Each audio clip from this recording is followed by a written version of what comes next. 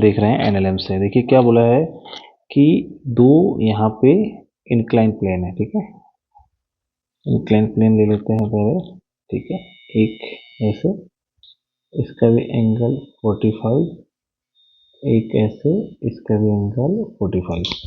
यहाँ पे एक मास है m और यहाँ भी एक मास है m। इनिशियली दोनों रेस्ट है, बट कंडीशन गिवन है कि यहाँ जो म्यू के है नॉट इक्वल टू 0 और यहाँ कैसा है 0, ठीक है।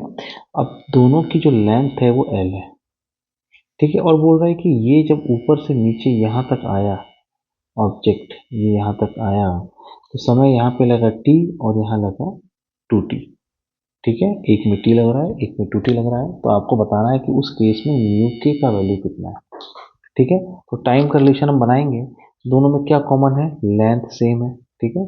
तो जब भी किसी एक्सेलरेटेड मोशन में l दिया हो तो t निकालने का फॉर्मूला क्या है, तो distance 2l divide by a is equal to time, और इधर कितना हो जाएगा 2l। अब इसमें फ्रिक्शन है तो यहाँ पे a डैश ले लेंगे और एक 2t, दोनों को अब अगर डिवाइड करते हैं तो क्या हो जाएगा, देखिए √2l divide by a under root, ठीक है, multiply by √a dash divide by 2l, और इधर कितना हो जाएगा t बाय 2t। तो देखिए √2l कैंसिल और t से t भी कैंसिल, तो बचा क्या यहाँ पे, देखिए under root a dash by a is equal to 1/2, squaring कर लेते हैं तो a dash by a is equal to 1/4, ठीक है। अब देखिए अगर हमने इंक्लाइन प्लेन लिया था तो यहाँ पे जो a है वो क्या है, g साइन थीटा एंगल 45, ये म्यू इज इक्वल टू 0 के लिए था। दूसरा 45, अब अगर यहाँ m है तो यहाँ कौन है, g साइन थीटा, फ्रिक्शन का रिटार्डेशन कितना होगा, g म्यू के कॉस थीटा, ठीक है। तो a डैश कितना आ जाएगा, सामने वाला एक्सेलरेशन माइनस फ्रिक्शन का retardation mu g cos theta, ठीक है। तो a डैश कितना आ गया आपका, दिस वैल्यू है, ठीक है। अब हमारे पास फॉर्मूला क्या था, a dash upon a is equal to 1/4, value put कर देते हैं, ठीक है।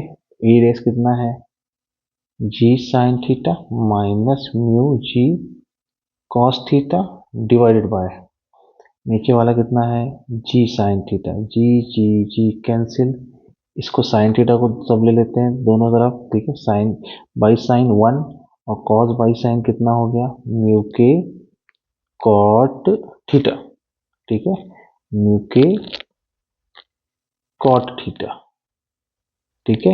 इस पूरी टर्म को सॉल्व करके मैंने ऐसे लिख लिया, और वो किसके बराबर है, 1/4 के बराबर है। तो माइनस म्यू के cot theta is equal to ये 1/4 माइनस 1, ठीक है। इसको फर्दर सॉल्व करेंगे तो कितना आ जाएगा, -3/4, माइनस से माइनस कैंसिल, तो अब आंसर कितना आएगा हमारे पास, देखिए ये हो जाएगा म्यू के is equal to 3/4 cot theta, ठीक है। नीचे आया कॉट थीटा, इसको ऊपर क्या लिख सकते हैं, म्यू के 3 tan theta divide by 4। tan theta कितना, tan थीटा 45 में कितना होता है भाई, ये होता है 45 में 1, ठीक है, ऐसे।